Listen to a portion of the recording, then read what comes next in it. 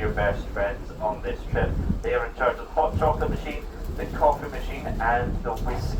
Okay, so that would say probably your best friend. Now, if English is not your first language, you have a hard time understanding me. If you think my accent is weird, I will not be offended. Simply scan the QR codes. We have scattered around the house. There's one upstairs, there's a few downstairs. Scan those and it will give you information about the loch in a language of your choosing. If your language is not there, don't worry. Usually after 3 or 4 whiskeys, subtitles will magically appear in front. Okay. Also, your chances of seeing the Loch Ness Monster go up considerably the more whiskey you drink. Okay? So how much fun you have on this trip, down to yourself. We're going to turn the boat around shortly. We're going to head down the east side of the loch for about 25 minutes before crossing over and coming back to the west side. During that time, some pre-recorded commentary play. After that is done, I will take control of what we have here in the loch, but I will not be talking to you the entire length of the trip. I will leave you in peace to enjoy the scenery. Okay? One more thing though, this is not a plane. So if you don't like your seats, you can change them. Okay? If it gets a bit cold for you upstairs, go downstairs. If it gets a bit warm for you downstairs, come upstairs. You can even go down the stairs there, stand in the back, recreate Titanic. Okay? Anyway folks, enjoy yourself.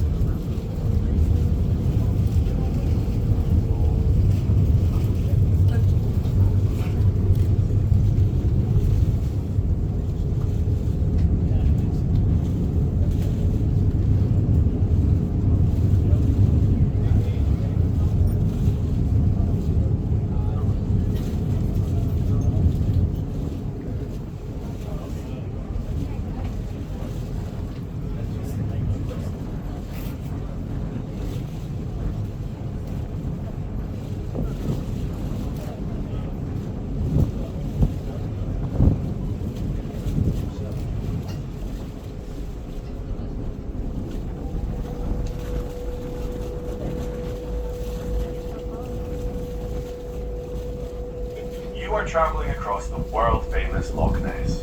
But there is more of interest in this deep, dark valley than just the monster. The loch is around 23 miles long, averages 1 mile wide, and according to surveys during the 1990s, a depth of 786 feet was recorded. That is 35 kilometres long, 1.5 kilometres wide, and 239 metres deep. You could put the population of the world into Loch Ness more than 3 times over, and it contains more water than all the lakes, rivers, and reservoirs in both England and Wales combined. So there is room for it to conceal a few mysteries. To help understand the scale of the loch, many world-famous landmarks could be completely submerged in Loch Ness. The Eiffel Tower, Golden Gate Bridge, and 2 Statues of Liberty would all disappear below the surface, as would the hills you see on either side of you.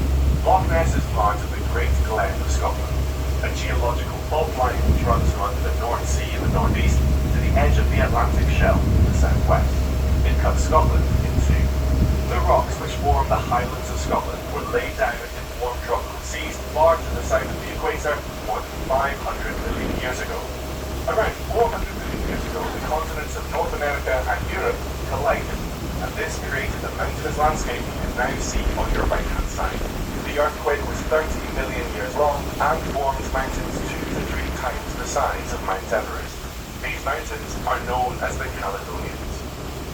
Eventually, North America drifted away, the Atlantic opened, and as the continents entered northern latitudes, they drew down upon themselves the great ice ages, and our enormous jagged mountains were eroded to the stubs you see on either side of you during your journey today.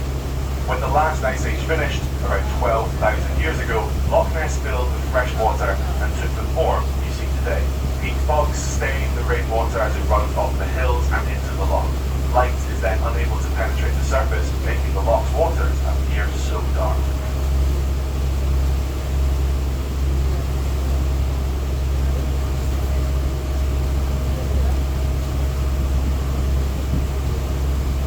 Whether the phenomena seen on the surface could be Nessie will continue to be debated, and are many